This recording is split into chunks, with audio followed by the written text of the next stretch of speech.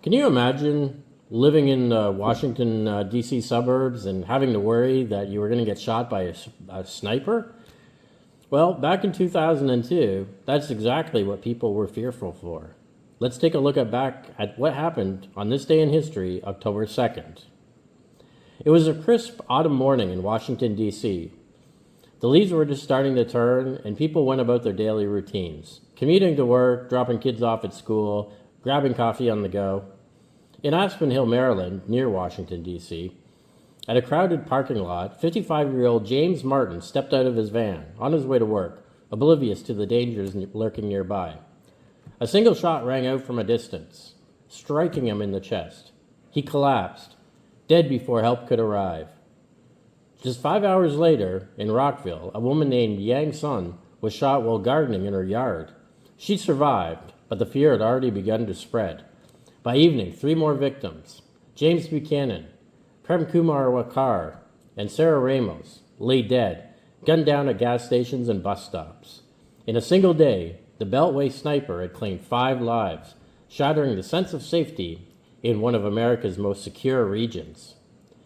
What followed was 3 weeks of unrelenting terror, a random killing spree that gripped the nation's capital and its surrounding areas. Snipers John Allen Muhammad and Lee Boyd Malvo, operating from the trunk of a modified blue Chevy Caprice sedan, turned everyday errands into potential death sentences.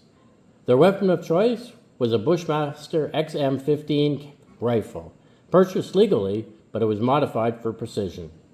From hidden positions along busy highways and shopping centers, they fired at will, vanishing into traffic like ghosts. The media dubbed them the Beltway Snipers, and the fear was palpable. Schools locked down, parents kept children home, and people dashed between cars, heads down, hearts pounding. To understand the monsters behind the madness, we have to go back further. John Allen Muhammad was born John Allen Williams in 1960 in Baton Rouge, Louisiana. He was a troubled kid from a broken home. He joined the Army in 1985, serving as a mechanic and rising to the rank of sergeant. He trained at Fort Lewis, Washington, where he honed skills that would later prove deadly. After his honorable discharge in 1994, Muhammad's life unraveled. His marriage to Mildred Muhammad ended in a bitter custody battle over their 3 children. Obsessed with revenge, he kidnapped the kids and fled to Antigua, brainwashing them against their mother. It was there, in the Caribbean, that he met 17-year-old Lee Boyd Malvo, a Jamaican immigrant seeking work. Malvo, impressionable and fatherless, idolized Muhammad, who groomed him like a son, or, maybe more apt, a soldier. Together they plotted. Muhammad's manifesto revealed his twisted motives: extortion, anti-government rage, and a personal vendetta against his ex-wife. He dreamed of collecting $10 million to kill Mildred and regain custody, but the sniper attacks would serve a darker purpose: pure chaos. The spree escalated quickly. On October 3rd, 39-year-old millionaire Paul LaRufa was shot 5 times outside a restaurant in Clinton, Maryland, surviving only because the gun jammed. That same night, in Fairfax County, Virginia, 34-year-old Caroline Seawald was killed while reading on her minivan's tailgate at a shopping center. The snipers left no trace, no robbery, no apparent motive, just death. Panic set in. The FBI mobilized over 1,000 agents, forming the largest manhunt in modern history. Beltway bulletin flyers were distributed by the millions, over 40,000 a day, describing the blue Caprice and urging tips. Schools closed across Montgomery County, the hardest hit area. Parents escorted children into buses and human chains, gas stations installed bulletproof kiosks, and highway overpasses became sniper nests guarded by SWAT teams. October 4th brought more horror. In Spotsylvania County, Virginia, 43-year-old Dean Harold Myers, a ballistic engineer, was shot in the head while pumping gas. The next day, the killer struck again in Prince William County, wounding 13-year-old Moran Brown as he headed to school. Brown, hit in the chest, collapsed in his carpool aunt's arms. becoming a symbol of the sniper's disregard for age or innocence.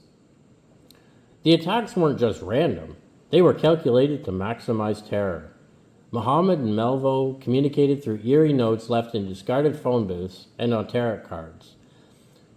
One, the death card, read, "Call me God," with demands for $10 million wired to a bank account. Another placed under a victim's body, threatened, "Your children are not safe anywhere at any time." Mr. Police card mocked investigators. We have got the sniper, like a dog." These taunts fueled the frenzy, turning the story into national nightmare fodder. CNN ran wall-to-wall coverage. President George W. Bush addressed the nation, calling it cowardly assault on American life. As the body count rose, 7 dead by October 9th, investigators pieced together clues. Tire tracks from the Caprice's distinct Michelins were found at scenes. Ballistics linked all shots to the Bushmaster rifle. Eyewitnesses described a white van or sedan fleeing. But the breakthrough came from Muhammad's past.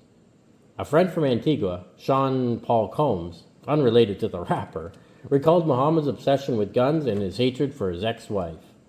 Meanwhile, Malvo, trained by Muhammad in sniper tactics, was the triggerman in most cases, while the older man drove and planned. Their nomadic life, camping in the woods, living off fast food, kept them one step ahead of the law. On October 19th in Ashland, Virginia, they killed 54-year-old bus mechanic Conrad Johnson as he boarded his work bus. That was the 10th and final victim. 3 others had been wounded, their lives scarred forever. The end came swiftly. It was almost anticlimactic on October 24th. At a rest stop off Interstate 70 in Myersville, Maryland, a trucker named Whitney Donahue spotted the Caprice and its occupants, a stocky black man in his 40s and a slim teenager. Donahue jotted the license plate, NDA 21Z, and called the tip line. It had expired, but he remembered it. Investigators traced it to the New Jersey dealer who confirmed Muhammad had bought the car. SWAT teams swarmed the rest stop. Muhammad and Malvo were arrested without a shot fired, asleep in the vehicle. Inside, the Bushmaster rifle, sniper scope, notebooks with kill lists including Mildred Muhammad and even President Bush. The reign of terror was over after just 23 days, but the damage was done. 10 lives stolen, a region paralyzed. The trials were swift and brutal. Muhammad, tried first in Maryland for the Ramos, Buchanan, and Martin murders, was convicted in 2003. His defense claimed insanity or that Malvo had acted alone, but the jury saw through it. He received 6 death sentences, 1 for each victim he was charged with. Malvo, only 17 at the time, was tried as an adult in Virginia for the Myers and Seawalk killings. In 2003, he got life without parole. But in 2017, after cooperating and recanting his testimony against Muhammad, his sentences were vacated on appeal due to his age. He remains in prison for life. Muhammad was executed by lethal injection on November 10, 2009, in Virginia's Greensville Correction Center. His last words? He declined to make a statement, staring silently as the drugs took hold. Malvo, now in his 30s, has expressed remorse in interviews, describing Muhammad's grooming as a cult-like manipulation. He was my father figure, Malvo told 60 Minutes in 2012, but he was also my destroyer. The Beltway snipers left a lasting scar on America. In the post-9/11 era, their attacks amplified fears of domestic terrorism, prompting changes in law enforcement tactics, like sniper spotter planes and rapid response databases that are still used today.